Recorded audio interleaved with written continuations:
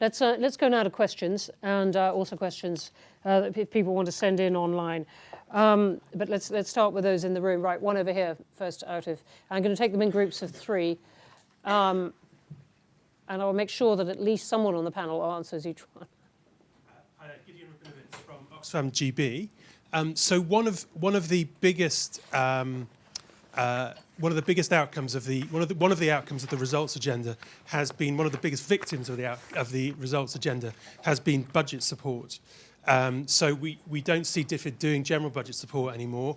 We don't actually know for sure if it's still doing sector budget support, but it seems to be that we're doing some form of continued support to sector governments in developing countries. I just wanted to know from the panel whether they think that we've moved too far the other way around the issue of something like budget support, and particularly not just because in many cases governments are best placed to deliver both effectively and efficiently, but also because it disciplines, provides the incentives for DFID country offices to be focused on trying to look at the system, understand the system in which they're working in, whether that be in one particular sector or across government, and find a way to effectively influence that and shape it for the better so that we have a more sustainable impact in the way that we're delivering aid. Okay, thanks very much indeed. Next one. Jonathan Glennie. I used to be at ODI, now I'm at Ipsos. Just a question for Andrew and then maybe for Douglas, something you said about what DFID's achieved.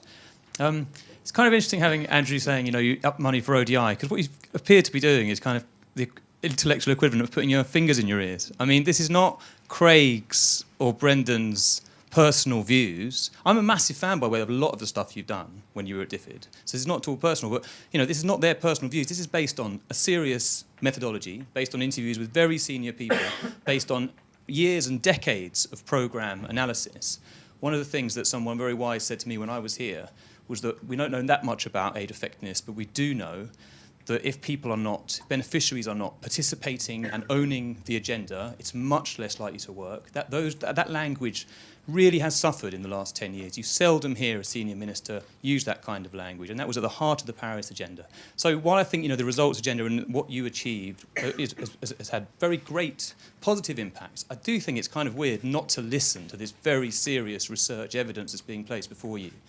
And then the second question really is for Douglas. I think one of the great impacts that DFID had in the early years was to break away from just the aid agenda. And it was a department for international development. And there was a big, strong link with trade. Mm-hmm. A lot of discussion about trade.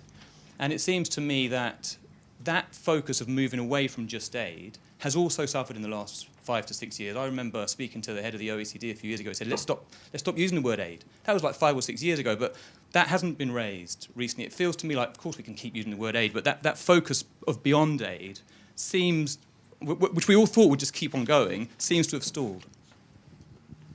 Thanks very much indeed. And I'm going to take a third one. Recap, there was someone...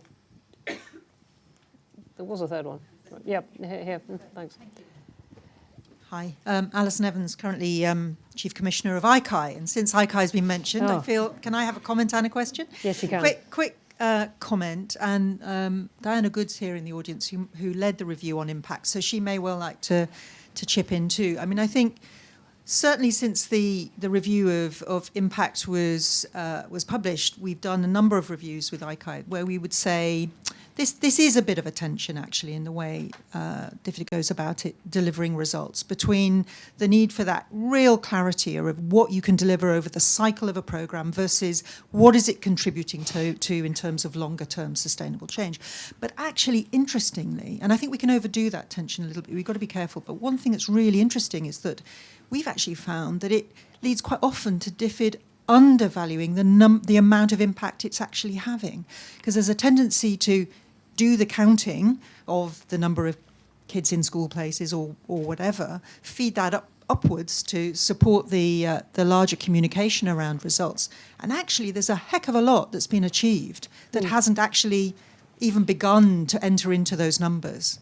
So we did a review looking at DFID's investment in WASH interventions, and we found a whole range of impacts which were really very positive, but actually were not being communicated centrally. And so I think there's also a slight tendency to undervalue the impacts that are being supported. my question is coming back to the point about, over the last 10 years, definitely, possibly 20. I mean, DFID's made a huge commitment to transparency and is something of a world leader in the area of transparency. At the same time, the volume of scrutiny has undoubtedly intensified, not only formally, but informally. My question, I guess, for everyone is, what impact has that had on DFID? And what are some of the lessons that we now need to pick up on, given the diffusion of ODA spend beyond DFID? I guess ODA is now chasing more priorities in the UK than it probably than it ever has done, really, or at least in the last 20 years. How can we make scrutiny fit for purpose in this new environment? Okay, thanks very much indeed. Let me just recap on those. Thanks very much indeed for that one. And then at the beginning we had what's happened to general budget support, and generally talking about what DFID's achieved, but also about what's happened to the wider agenda about trade and development. Andrew, let me start with you. I'll come to Lynn and then. On budget support, you're completely right. I mean, budget support is the best way of doing development if you can trust that the money is being well spent, if you can follow the money. And although in my time I cut the amount of budget support in terms of where it was used, because the budget was increasing, it wasn't anything like this level, by about 50%.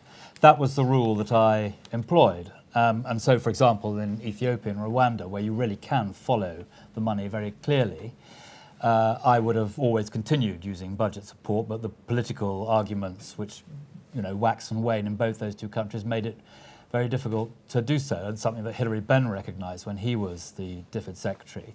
And following the election in Ethiopia, 19 students were murdered by the regime. There had to be some sort of political change. But yet, if you cut development, you're not going to get at the elite in Ethiopia. You're merely going to take girls out of school. So, the use of budget support gets buffeted politically. But there's no doubt at all, where you can follow the money, that it's definitely the best way of doing development. And I regret the fact that the politics have meant that we don't do it so much now. On the second point, with the greatest respect, the fact that I'm here debating this, saying that it's a very, very good report, but picking up the flaws, doesn't mean that I'm, sticking my fingers in my ears. And in the same way that you expect, quite rightly, me to listen to what ODI says, I hope that you will also find some space for listening to what politicians say. In response, it's called a debate, and it doesn't mean that I've stuffed my fingers in my ears at all. The last point, which Alison made, I agree with that. I think that the transparency agenda, I think there's a lot of rubbish talked about the extent to which DFID isn't transparent. I think DFID is the most transparent department in Whitehall. We publish everything. DFID publishes everything. And it sort of suffers from the Daily Mail agenda, which almost always I find myself in very sharp disagreement with. But the critical thing, what Douglas said about the three threats, I agree with him. Those are the threats. And it's our job in Parliament and in the Conservative Party to make sure they don't materialise. But he's quite right, in my view, that those are three threats which must be resisted. But as far as the ODA money is concerned, and it is, in my view, it is absolutely essential that the battle is won, that ODA is controlled by DFID as a responsible department, and that all ODA spending is looked at by the ICAI. Because once you stop that, or you disaggregate it, you won't get the discipline that is essential. And it may not be possible to persuade the Daily Mail that this money is well spent. But at least if you've got the same intellectual rigour that the ICAI takes across all of ODA spending, and the departments know that they can't get away with a lack of supervision and scrutiny, then in my view that is the right way to maintain that approach and that rigour. Okay, thanks. Lynn. Yeah, when I came to DFID, there were less and less governments being supported through budget support, and I thought, in a way, that was a tragedy because, I would go to places, and you might get a really good minister, with no civil service and no machinery in which, for payrolls and things like that. And their systems were not able to not be corrupt, and therefore, politically, it was impossible to continue budget support on any scale. And yet it really was the answer, because unless and until you have governments who are able to do that, you're not really progressing. But thus it was not. And the other observation I'll make is that what I found, because I spent a lot of time in Africa, and what I discovered about DFID was that its local offices really, where they worked best, and they had the ear of the Prime Minister and the government, and they were a friend, a critical friend quite often, had a huge impact, but that because of the results agenda and all of the pressures upon transparency and all of those things, they spent a vast amount of time feeding that machine rather than getting out into the further areas outside the capitals where their knowledge and their ability made the greatest impact and difference, and therefore their influence with that government. So I think we got into a kind of bad cycle, really, myself. But as I say, I was a mere undersecretary. And don't do yourself down on it. Craig. Sure. I mean, picking up Gideon's point on budget support, it's part of a wider conversation about aid effectiveness as it was seen under the Paris Declaration in 2005, right? And so I think what you actually see as you move from this kind of very internationalist Paris Declaration agenda is a kind of pendulum swing towards this results agenda where we became more concerned about the impact of UK pounds, UK money, and less about these wider principles of contribution, partnership, and of course, crucially for budget support, country ownership. The idea being that if you give money to a foreign government and you can get the relevant degree of transparency and accountability out of it, you have more chance of getting a decent development return, right? And so the risk, I think, and again, I support the political argument for going after results, but the risk of operationalizing it like this is you only care if you can track deliberately exactly what numbers a project has given you. And budget support, you can't often easily do that because you are relying on that country government to make good with that money. And you can't always have a direct, tangible, immediate benefit in the way that you might do with a project. Okay, thanks. And there's some questions coming in on exactly that, which I'll ask in a second. Douglas. I'm going to start with a personal confession. It's not very in vogue in my party at the moment, but I believe in friendships beyond difference, and I genuinely like Andrew Mitchell. He's been a good friend, and there is much that he did in the department that I admire, but there are genuine differences between us, and let me share two. Firstly, in relation to the results agenda, I do think the operationalising of the results agenda has two effects that have to be considered and are not universally benign. One is officials treasure what they measure. It structures a series of incentives towards officials in programme design that I think can constrict more than it broadens the terms of the policy debate. And secondly, I just tell you from having sat in the seat that however much Secretaries of State assert that they are willing to calibrate the relative risks of a high-risk environment relative to a low-risk environment, they are also politicians, and in that sense, if they have created a context in which they are likely to be significantly more under siege in a department by choosing what may be a more innovative approach than a more standard approach, the tendency will be to preference the standard approach rather than the innovative approach. But there's a much deeper issue here, which is what is the discourse around DFID and development in the United Kingdom? And it is the conceit of every incoming Secretary of State that they have a fundamentally different take on the department than their predecessor. I'm sure I was guilty of that, as surely as my successors were. But if we have, as I would argue, a series of Secretaries of State over the last 10 years whose reaction has been as follows: oh my goodness, I had no idea how badly DFID was spending money under my predecessor. I'm now going to clean it up by more transparency, by a stronger focus on results, then actually it is a self-limiting and ultimately self-lacerating public discourse. And if you have Secretaries of State who move, and I would honourably accept Andrew from this, who move the discourse from justice to charity, and then take the discourse from how well is this charity spending its money, you end up in a radically different discourse from a justice-based narrative about development. And we talk in this conversation as if the Daily Mail is a force unto itself, unrelated to the actions of politicians.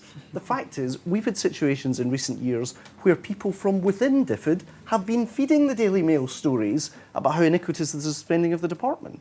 And in that sense, I think there is a heavy responsibility on the political leadership of all political parties to uphold what was the core mission of DFID 20 years ago, which was never about charity, it was always about justice, and recognise that that actually involves more than simply measuring, at the same time as recognising the vitality and urgency of ensuring the British people understood the rationale for aid expenditure in the first place. Thank you. The Daily Mail is not here to defend itself. That is not my role. But it seems to me we are being slightly blithe in using that as shorthand in kind of setting aside two of the kinds of challenges to DFID's record. One is the sort of efficiency, money not spent well, of which the St Helena Airport, more than 250 million and so on, might be an archetype. The other seems to be more troubling, and we might come on to that, which is whether, for example, spending in Rwanda should be looked at differently in the light of allegations of abuses of human rights and so on by the government. And there's this kind of moral dimension of some of the British aid, which necessarily may change over years as the countries we work with change. And I think we come on to that. I just want to bring in, I know there's a lot of questions here, which I will definitely come to. We've got good time, but I want to bring in two that are really on this from online. One from Irene Geet of Oxfam, saying, has the results agenda helped DFID to be able to actually strengthen its account of the main routes for impacting on poverty reduction, routes that are genuinely evidence-informed? And she'd like actually some account of what those are, what we actually know about DFID's conclusions on those. And from Sheila Page of the ODI, Craig's point about the results agenda is that it prioritises UK objectives, not those of the recipients. And can everyone comment on how this fits into the agenda of actually encouraging countries to develop their own capacity and objectives? So just two questions drilling down into exactly how DFID should go about things. Who'd like to start? Andrew. Has the results agenda helped DFID in the way that your questioner asked? The answer is definitely yes, because it's helped, in my view, DFID sustain the argument, which has been strong enough not to allow the arguments of those who are very sceptical about development to prevail. So my answer is an unqualified yes to that. The second point about whether or not the objectives that the results agenda champions are British objectives rather than the objectives of the country in which we're seeking to help, my argument would be is that is a false dichotomy, because the whole essence of the work that DFID does in countries is one of partnership with those countries. So if you are seeking to win and achieve results in a particular country, that will have been agreed with the country itself. And you know, we have learnt the hard way in international development that where donors and powerful nations seek to impose an ideology on a developing country, it doesn't work. Spectacularly so with some of the things that the IMF did in the 70s and that the World Bank did in the 80s. So it's a false.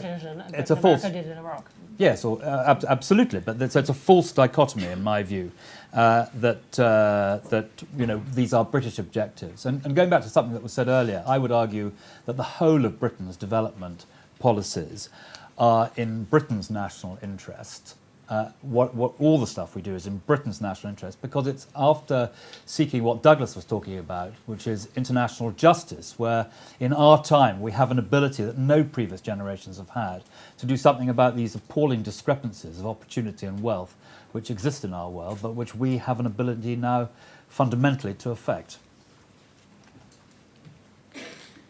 Yeah, I'll pick up on Irene from Oxfam's point. I mean, you know, at ODI we do a ton of research on what makes for effective aid, and I can't do justice to it now. But it's worth saying that a lot of what comes out is around, you know, a need for flexibility on the ground of how you operate, to be working with local priorities and to be sure about that. So you're not imposing, as Andrew mentioned, that you engage with local politics, you help build institutions in ways that are sensitive to difference. All of these things, and you know, I think if you take a look at our paper, we kind of make the argument ultimately that the results agenda is a blunt instrument for trying to work in this way. It doesn't allow you to work in that way because it relies upon you chasing targets. And that goes against fixed targets, bear in mind. And that goes against a lot of this kind of locally orientated work, flexible work, being able to negotiate around these politics without feeling like you have to be mandatorily going after a target that was set in Whitehall. It's not a target. Lynn? It's not a Yeah, I wanna target. come in. Well, on the other one, on Sheila, on the UK objectives, because Andrew, jump back. do you want Andrew to come back on that first? No, keep going. Well, I would agree that it's partnership, and in that, you know, there's many objectives that one day a country will be self-sustainable and will be a future trading partner. In another way, we won't have great swathes of people moving around the globe because of climate change. There are all sorts of self-interest involved, or partnership interest. But where I think we're crossing a line right now, or rather I think we are crossing a line right now by tying aid and trade, and I think the emphasis has switched hugely in the last 2 to 4 years into how can we make money out of this?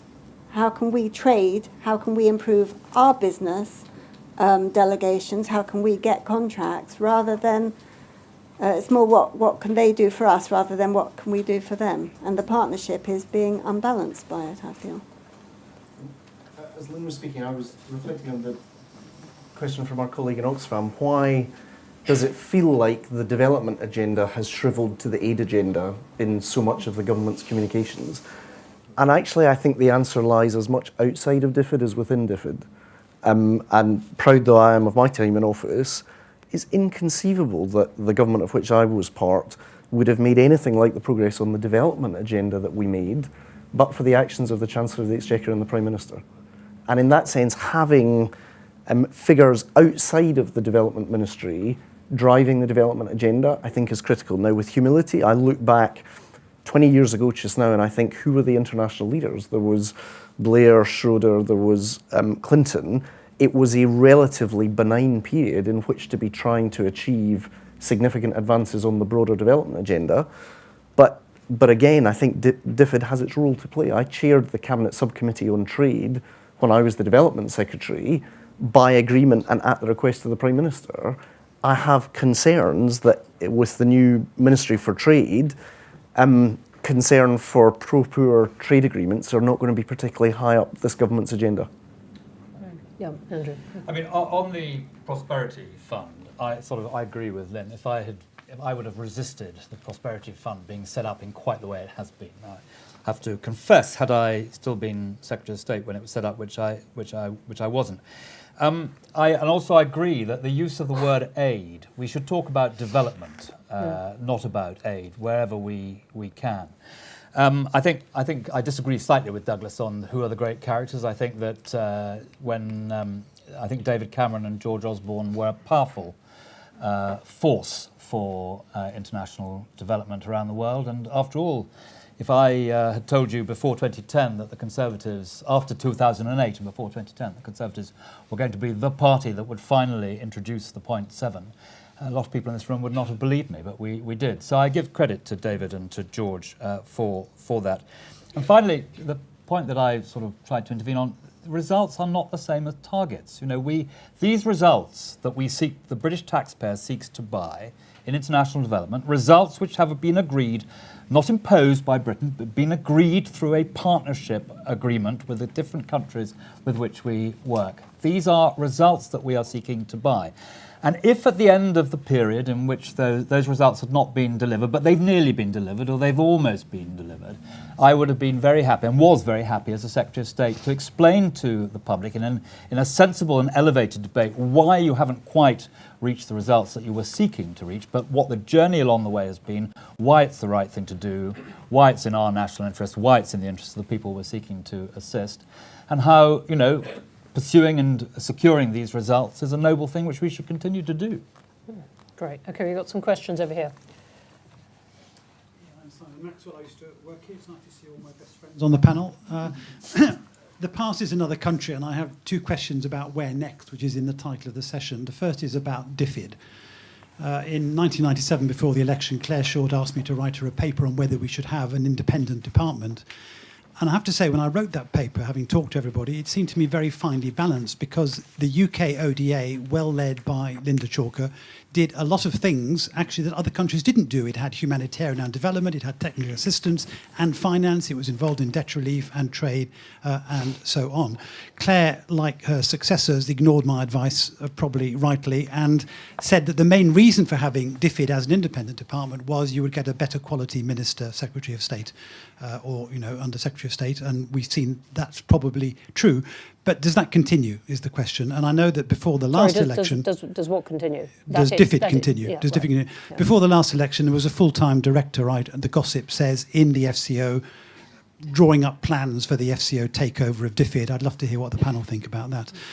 And then the other question is about spending on new things. And Andrew, you wrote an article in the Telegraph, I think, earlier in the summer, saying that we should use more aid money for supporting the military in fragile states. I heard David Owen making the same point on BBC Parliament TV yesterday. If the DAC rules were changed, would you expect that to happen? And if so, how would we guarantee value for money? You've often argued for aid to be untied. If we were to spend on the military, should that aid be untied so that, for example, Bangladesh or Senegal could also bid for UK aid support of military intervention? Thank you very much for those 2 questions and your 3 ones online. Thank you. Over here. Thanks. Hello, I'm John Clark with the Partnership for Transparency Fund, and I have other hats as well. I suppose the nub of a concern that we have today is whether the results agenda focuses overwhelming attention on and creates an importance of development measurables rather than a focus on achieving development importance. And to me, if you look at the report, I think one part of the report then lists the 6 areas of importance, the key areas of concern for DFID, all of which, humanitarian assistance, education, immunisation and health, water and sanitation, nutrition, family planning, all of these are important, but they're services, welfare and social services as opposed to development. I believe that, particularly in areas where you have fragile states, post-conflict states, states where the government is ambivalent at the least about eradicating poverty, the importance of community-driven development, the importance of a participation agenda, the importance of strengthening civil society is the only assured way that development assistance can be translated into development. And the concern that I have is that if you only focus on those things, those service things, which are the easiest things to put numbers to, then one drifts away from those areas which are arguably of greatest development importance. Okay, thanks very much. And then one in the front here. Thanks. It's good to have this debate, I have to say. I'm actually, I think, more confused than I was about where we might be going. One very practical thing, though, everybody's talking in the backdrop that we've achieved 0.7%, and the kind of underlying assumption is we're awash with aid money to spend. And I agree it should be development. I always argued that it was the International Development Committee, not the Overseas Aid Committee. But in reality, we've dramatically increased our commitment to humanitarian, which may be a good thing, but isn't development, or it can contribute to development or stop de-development. But we've seen a 20% fall in the value of the pound. So in reality, our development budgets are being cut right across the field, not increased, as the Daily Mail would have you believe. And yet we have concentrated our commitment to doing more in more difficult, more risky environments. And I have to say to Andrew here, that is exactly the area where it's more and more difficult to quantify. How do you prove you've stopped a war? How do you calculate the benefit of whether you've limited a conflict or not? There has to be some kind of gut instinct that it's the right thing to do. And that's the one area where there does need to be a discussion between the Foreign Office and DFID in terms of agreeing those objectives. But again, I agree with Andrew, we then should have them openly and publicly presented. as a final point, I would say to people, when we were concentrating on the poorest people in the poorest countries, why were we still expanding our budget in Nigeria or Pakistan? The answer was because our political connections with Nigeria or Pakistan are such that we should do it.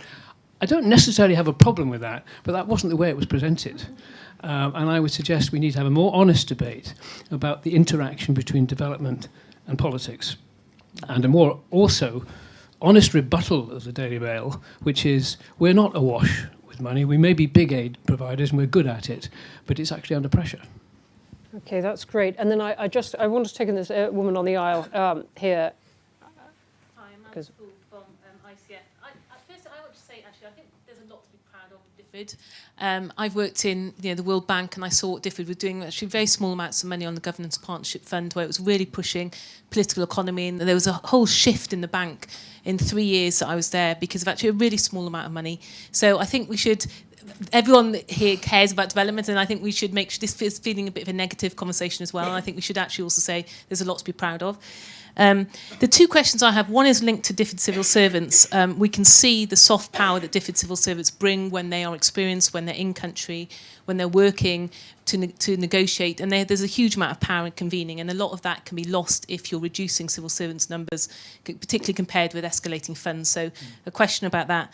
And the second thing is we're in the private sector also getting a bit whacked on the head, to say the least, in terms of whether we care, whether we're in just for money, etc. And I would say that actually we're working in some of the most fragile states with DFID, in partnership with DFID, and some of it is about trusting us to support that. We care about development as well, and thinking about adaptive programming, making sure that there is still adaptive programming is key, and thinking about how we can contribute to the results framework in a sensible way, which is thinking both about qualitative stories of change and quantitative, but which are not predictable because you don't know how it's going to work to start. So thank you. Okay, thank you very much indeed. Range of points there. We're coming towards the end. Craig, do you want to pick out some too? Yeah, sure. I mean, I'll pick up directly on this point. I think, one thing we haven't spoken about too much today is how DFID staff and implementers take on board different political agendas and work with them. And I think absolutely right. I mean, we can be proud of the development of DFID and the way that staff interpret these agendas and make them work practically on the ground. I think the challenge with 0.7 and all the other debates relates to what you said there about if you don't have increasing staff numbers as you have increasing budget numbers, you have a dilemma there.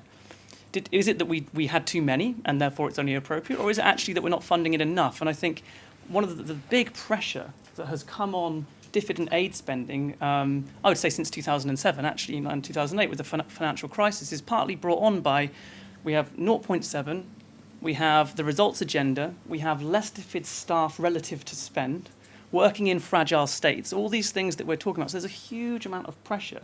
I actually think DFID does a fantastic job within those pressures, but we also have to be honest that those pressures are real, and we have to work with them and think of sensible ways around them, or through them. Great, thanks. Douglas. Let me just offer a couple of points. Firstly, in relation to Simon's question, how safe is DFID? It feels less safe, ironically, than 0.7 right now.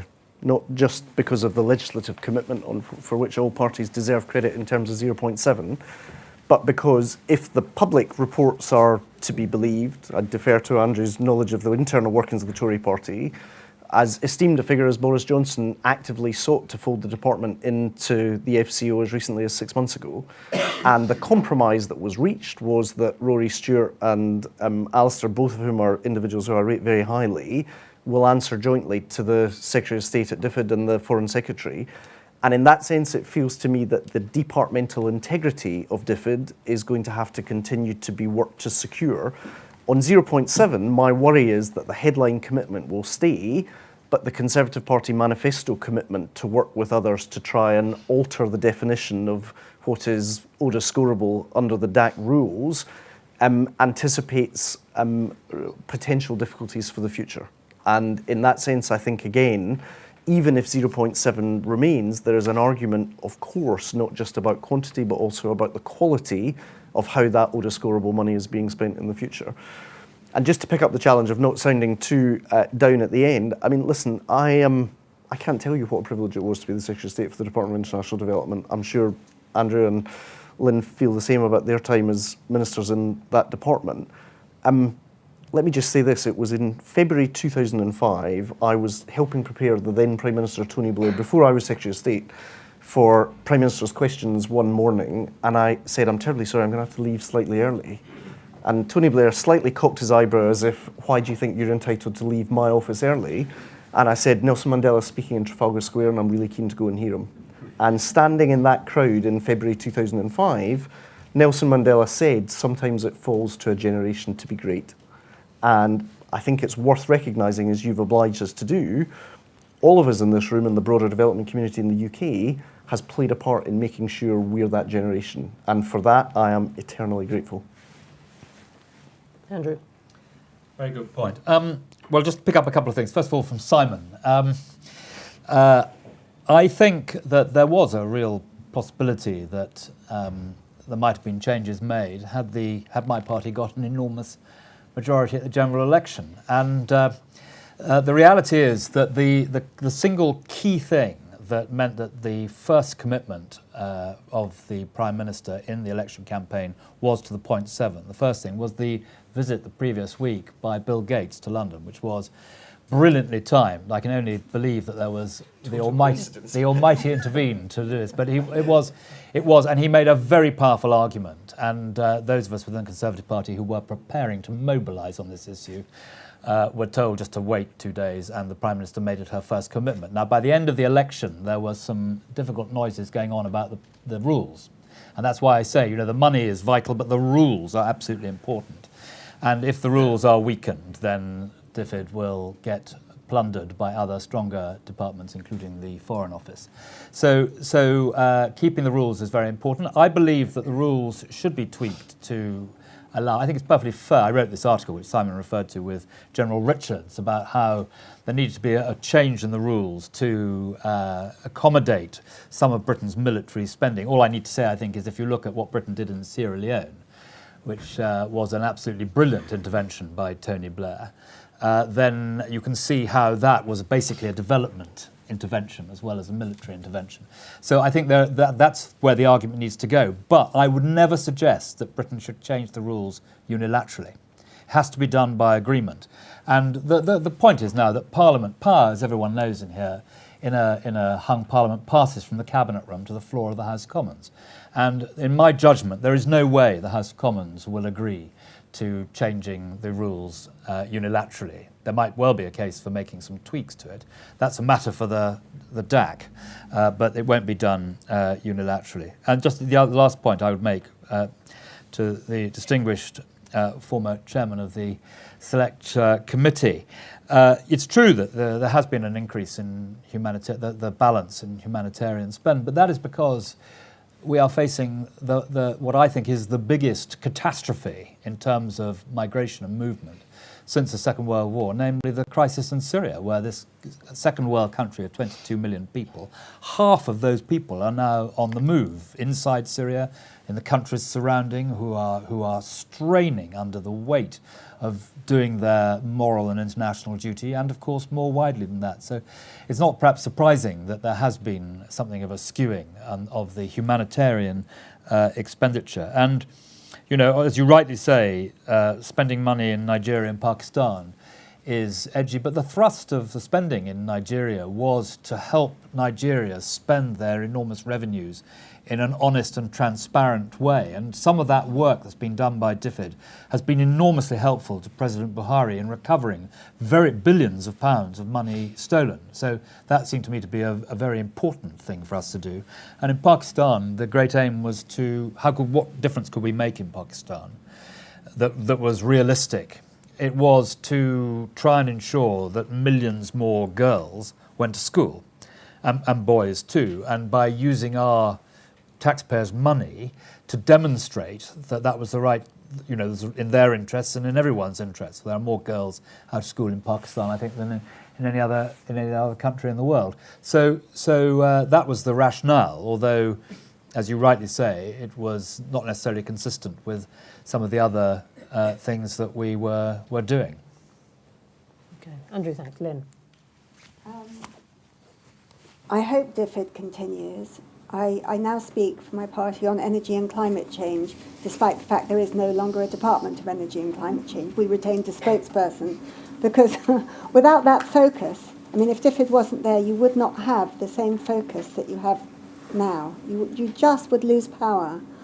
And it's a hard enough fight with a department there and with the Prime Minister's commitment. It's still a fight because of austerity, because of the Daily Mail, for all the things that people have said.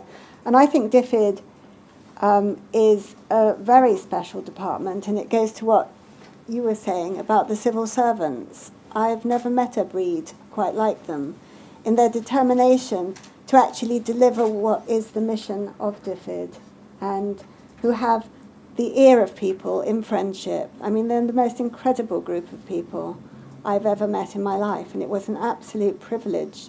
I always call it the best 2 years of my life, and I'm always surprised when people say it's not the political main track or, you know, not the job you're looking for, because I actually think if you go into politics to change the world, that kind of is the best place to do it. Lynn, thanks very much indeed for that.